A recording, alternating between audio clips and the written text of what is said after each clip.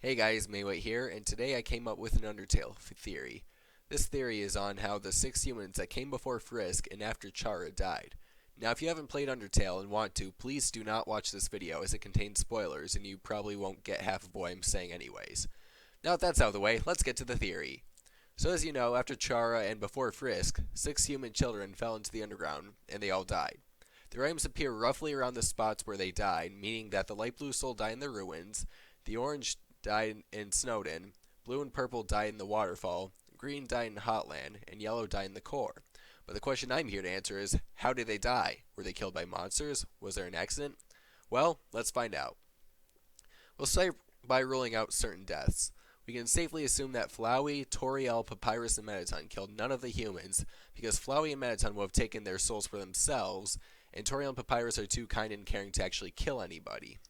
We can also rule out natural causes because these are children, and since there is plenty of food in the underground, and any monsters who are kind enough not to kill the humans probably wouldn't let them starve to death either. So now let's get to how they die. We'll start with light blue, the first one. Their items are found in the first area of the game, the ruins, indicating that they did not get very far. So how'd they die? Well, the combat mechanic associated with light blue is taking damage unless you are not moving, and in all of the fights with ruins monsters, if you don't move, then you will probably get killed pretty quickly. So my theory is that the light blue human was killed by monsters in the ruins. This is further supported by Toriel's overprotectiveness of you. At the beginning of the game, she tells you not to leave the room because the puzzles are too dangerous. But really, the puzzles aren't that dangerous at all. What's more dangerous is the monsters that attack you while you try and solve them. Toriel probably saw that the light blue human died from the monsters in the ruins and got worried that you would meet the same fate if she wasn't there to protect you, so when she had to run her errand, she told you to stay in the room she left you in. Now on to the next human, the orange one. His trait is bravery and his battle mechanic is the complete opposite of the light blue humans. Basically, you take damage from all orange attacks unless you are moving. But wait, isn't moving the way you're supposed to avoid all the attacks in battles? Most of them, yes, but not all of them. The orange human's items are found in Snowden, and there is one enemy that you fight in which you aren't supposed to move at all during the fight.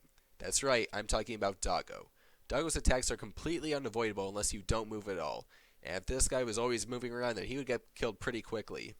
Also, Doggo is a part of Asgore's royal guard, so that would explain how Asgore got the orange soul all the way from Snowden. The next human is the blue human, whose items are found at the beginning of the waterfall. Her items are the ballet shoes and tutu, and the snowball text for blue is, hopping and twirling, your original style pulled you through. Blue is associated with jumping in battle. So what does all that have to do with how she died? Well, it makes it extremely likely that Undyne killed her. At the beginning of the waterfall, you go through tall grass and Undyne notices moving and almost ambushes you. But because she can't see you, she decides to hide back in the shadows instead. But what if you were wearing ballet shoes and jumping around? That would certainly make it easier to find you. Ballet shoes also make more noise when walking, and if the blue human was jumping around, Undyne probably would have spotted her quickly and easily killed her. The next human is the purple human. Their trait is perseverance, and their stuff is found in a shop towards the end of the waterfall. The snowball game text for them reads, even when you felt trapped, you took notes and achieved the end of the ball. Purple's battle mechanic is being trapped by Muffet and restricted to 3 horizontal lines. So, how did they die? Well, Undyne probably killed them too, but at the end of the waterfall rather than at the beginning.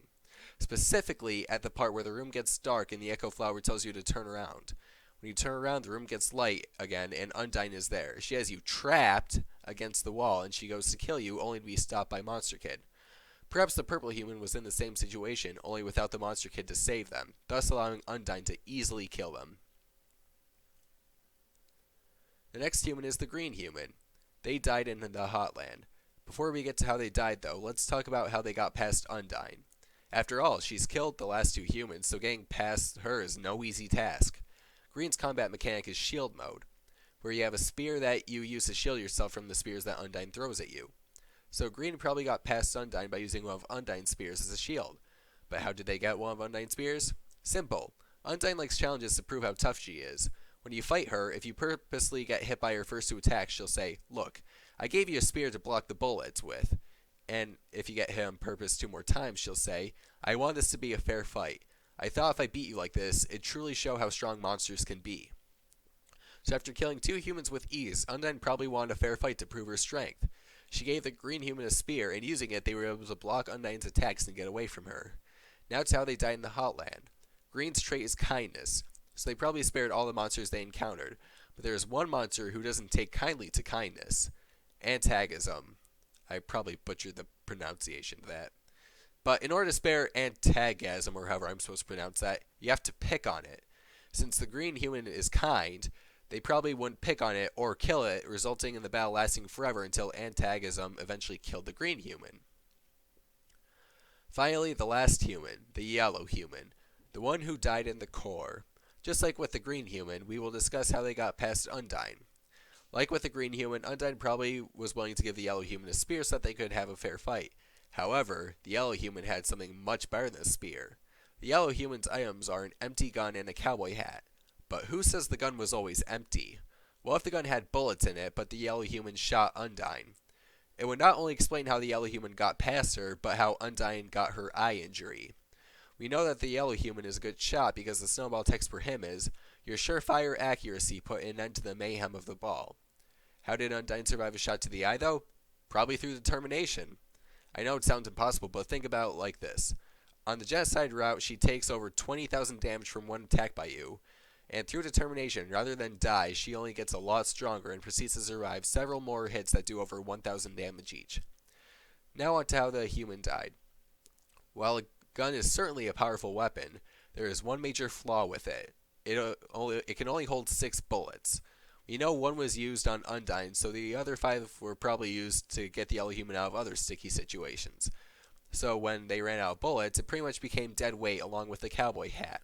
The Hotland and core are known for being very hot, and the yellow human's items were found in a trash can outside the hotel. So they probably threw them out because they were nothing but a burden, especially in like a hot environment where you get tired more quickly. And with no weapon to defend themselves with, the yellow human probably got killed in the core, and if not, Asgore definitely killed him with ease. Well, that's my theory on how the 6 humans died. Tell me what you think below, and please like, share, and subscribe for more.